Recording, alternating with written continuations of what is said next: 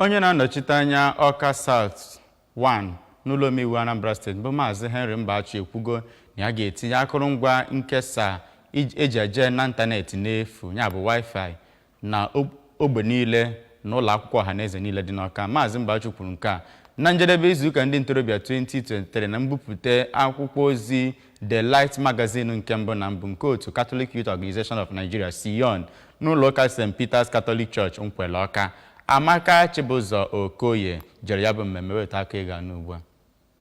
Omeiwu na steeti ya kọwara na ibubata akụrụngwa nke a ga-eji bido ya bụ ọrụ bụ nke ga-ewe ọnọdụ n'ọnwa na-abịa ma kọwaa na ọ ga-enyere ndị ntorobịa aka n'ịfụ na ha banyere n'ihe ọkachasị n'oge a bụ oge nzirikọta ozi ọgbara ọhụụ. Ọ kpọkwuru ndị ntorobịa ka ha makwudo Chineke na-agụ akwụkwọ ha ma chọkwa ihe ha ga na-arụ ma gbaghara ịba n'otu nzuzo nakwa ihe ọjọọ dị iche iche ọsọ. N'ozi nnabata ya ka onye isi Catholic Youth Organization nke Nigeria na St. Peter's Parish Nkwele Awka, Maazị Kenechukwu Arinze siri na ya bụ mmemme bụ nke dị oke mkpa na ndụ ndị ntorobịa na ya bụ parish ma mee ka amata na ịgbape ya bụ magazin ọhụụ bụ nke ga-enye aka n'ịgba ndị ntorobịa ume ma gwa ha etu CYON na ya bụ parish siri wee bido. Ọ gbakwukwara ha ka ha bụrụ ndị ga na-efe Chineke n'ime mmụọ na eziokwu. Onye bụ chaplain CYON na ya bụ parish Reverend Father Emmanuel Onwuchekwe nakwa otu onye jibugoro ọkwa onye isi CYON na ya bụ parish Maazị Daniel Okoye kpọkuru ndị ntorobịa ka ha jiri ihe niile